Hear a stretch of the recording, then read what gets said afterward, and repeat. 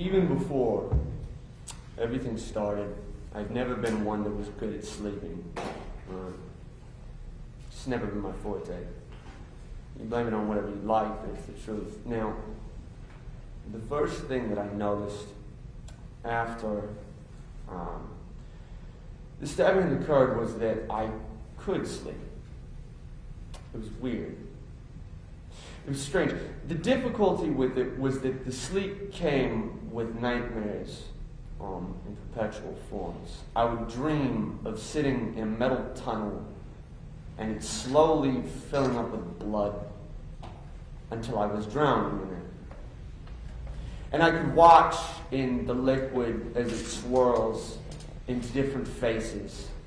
Not going to tell you it looked like anybody in particular. If what I've read is correct, it was probably a conglomeration of a number of different faces, but nonetheless, the first real casualty in my life of this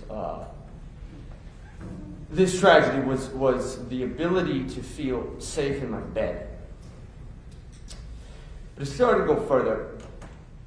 From a standpoint of somehow, through machinations I don't understand, a bunch of different media outlets were able to not only ascertain my personal information, but the personal information of the woman that I was dating at the time and my parents. Now, I bring this up because you would be amazed at how much you can freak out a family by calling them from numbers that aren't found in their phone.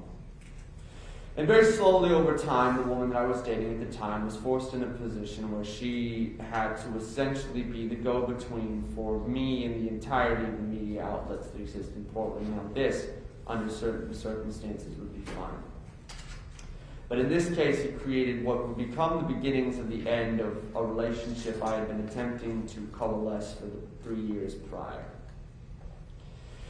And after the calls began surfacing as I began attempting to find out how to navigate the new normal of my life, I discovered that gin is an excellent remedy for anxiety. A very dear friend of mine put it best: how do you explain to somebody the way gin tastes like children's laughter? And something I began to understand over time. I wouldn't know it until many months later, but I began drinking every day, all day.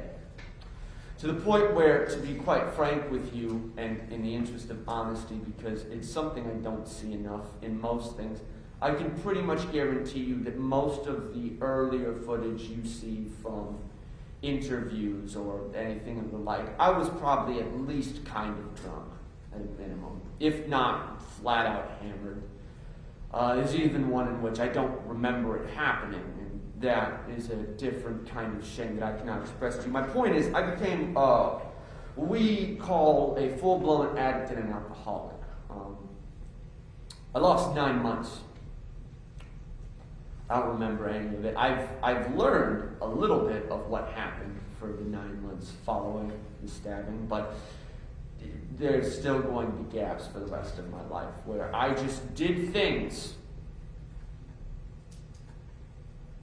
to people, to places, said things to folks that I loved, made mistakes that I could have stopped by making a separate choice, but that once I finally got to that position where I wasn't even present in the moment, all choices were gone. See, I've changed a lot from all of this. Went from somebody that was trying to finish off a degree, who had just gotten done attempting to join the military, and in the face of being denied from that, attempted to actually finish off a college degree. I went from that to somebody that was trying to heal. And I was failing miserably at it. And to be very frank with you, if it was not for a program that centered on anonymity and showed me how to have a spiritual experience through a series of steps, I wouldn't have been able to crawl out of the hole that was my life. And I still am stuck in that same hole. Not less than about 2 weeks ago, it was an early morning and I had yet to have my coffee. And I the woman I love now, a new person who has entered my life and I've enjoyed the privilege of being able to be with, she was making breakfast as one does, and part of her routine in making that breakfast was using a butter knife to spread butter on toast. And she meant nothing by it, and I didn't even understand how it happened, but in the process of buttering the toast and raising the knife to her face, all of a sudden I realized that my hand was firmly wrapped around her hand holding the knife, seemingly as if it had a mind of its own. And this is ubiquitous now. This is in every aspect of my life. There is not a room in this world that I can enter without at least scanning it first to decide who the person is that is most likely to hurt me, how close by they are, attempting the calculations. How many steps would it take them to get to me? What kind of weapons do they have? Let me look at your pockets. What are the bulges in it? Is it long? Is it square? Is it L-shaped? If it's L-shaped, how quickly can I get behind cover? If it's something long, how quickly can I get far enough away from you that you can't reach me with whatever that object is? I basically spend the first 30 seconds of every event and area that I enter trying to figure out how easily I could die. With no real professional knowledge, nothing but experience to look back upon with that. I have no way to explain that to people. There is now an even wider divide between me and everybody that I am around than there already was. I basically feel like a stranger everywhere I go, from the standpoint of, unlike me, other people have much more realistic problems. They're having a hard time at work, having a hard time in a relationship, didn't sleep well enough, a little hungry right now. Me, I'm having a hard enough time getting myself to eat. Just at all. I've had to take to doing labor jobs now. Not had to because, I'm in some way mentally handicapped from returning to school, but because I basically have to do as much back-breaking labor as I can throughout a day just to get rid of all the anxious energy that I have in order to feel hungry, to feel tired, and to not feel so blazingly and blatantly angry all the time. I've had to continuously enter myself back into therapy sessions, and now that COVID has happened, that has become a special hell in and of itself.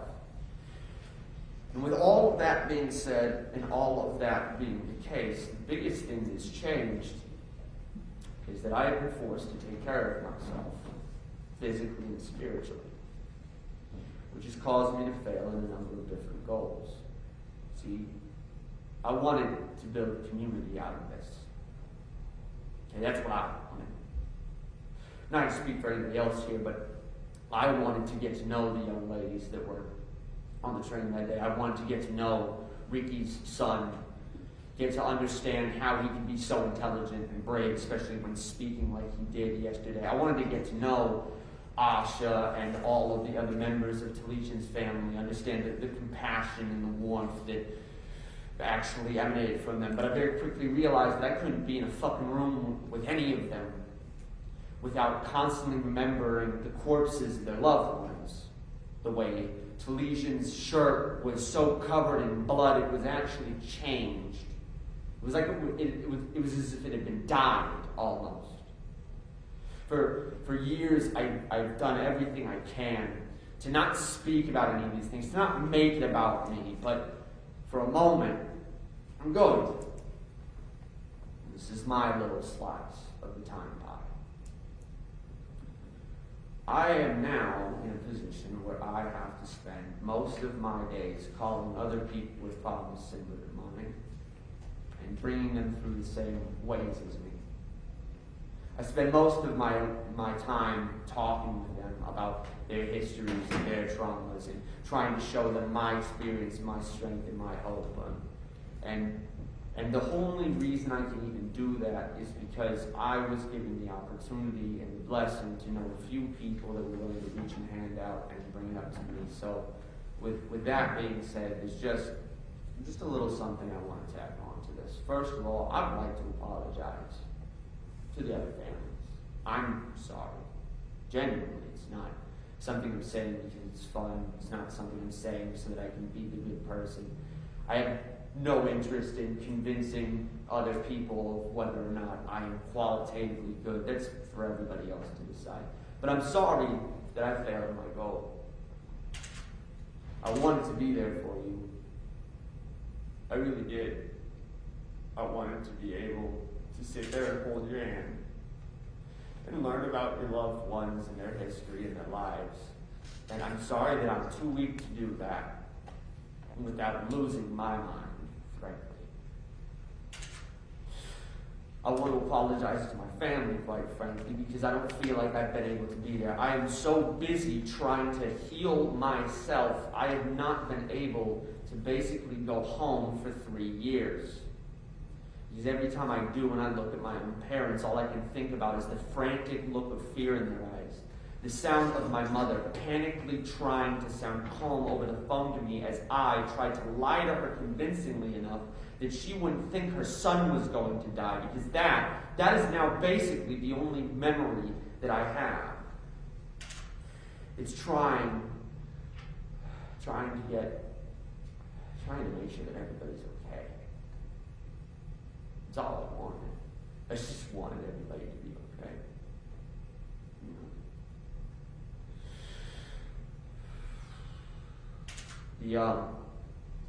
I have had 3 years to stew over this and try to puzzle it out from all of the different angles. And really, this is just kind of where I want to end things from a standpoint, because everybody has given their analysis of the situation, right? And to be quite frank with you, Mr. Christian, I want you to understand something. I don't take it personal. I don't. It's okay, I get it. For me, I'm not going to speak for anyone else. Okay. I absolutely believe that as far as the other families are concerned, I hope that they find the deepest punishment they can for you. But as far as you and me, we're good.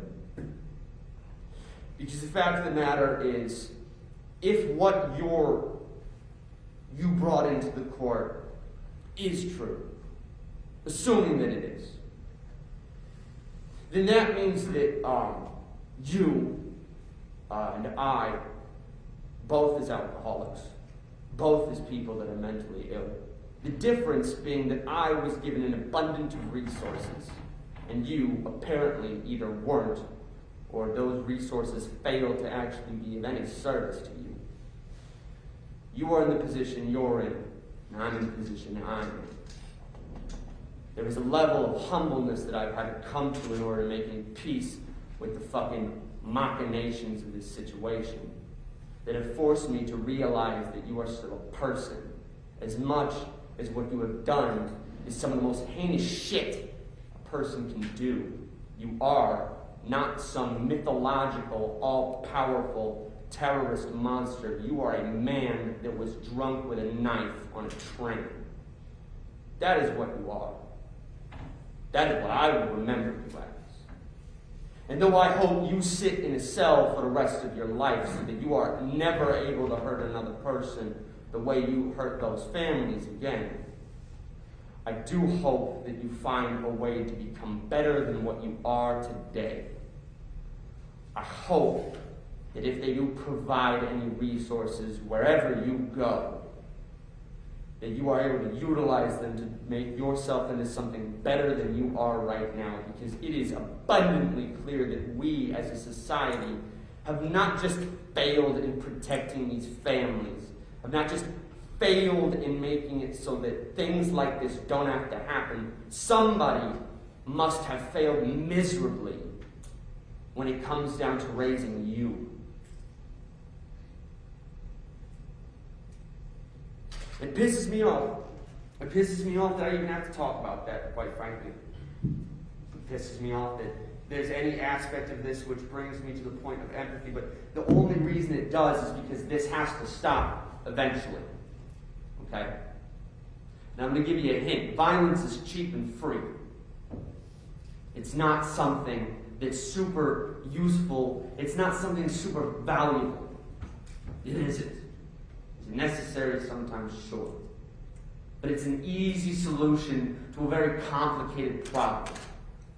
And the dilemma is, I'm over simple solutions to complicated problems. We've been trying that for a very long time, and it's not working. We have to do something different. We have to actually invest in each other. As a community, make sure that our youth are being raised in a way where they don't feel the need to burglarize liquor stores, end up in a cycle where they spin drive from prisons to homelessness to prisons, and end up drunk on trains murdering people. I hate saying that.